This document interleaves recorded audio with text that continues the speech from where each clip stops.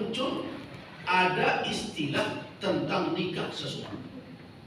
Saya katakan ketika terjadi dialog dengan beberapa nenek mama, beliau mengatakan, betulkah menikah sesuku itu haram?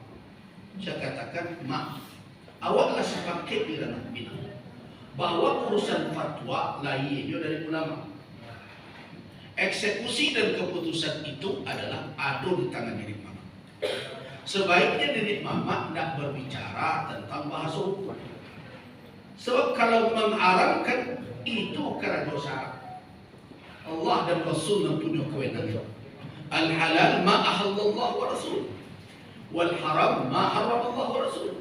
Yang dihalalkan dan dihalalkan oleh Allah dan Rasul, dan diharamkan oleh Allah dan Rasul.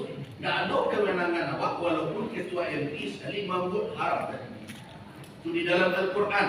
Wala tasifu, jangan engkau mudah saja al-sinatukum, yang dikatakan lidahmu ada halal, al-kadhib, yang dusta, tidak bersandar kepada Allah dan Rasul, ini halal, ini haram.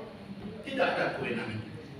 Nah, jadi karena itu apa yang terjadi di Minangkabau? Kalau itu berarti adik tidak bisa disarap. Tidak belum begitu kesimpulannya.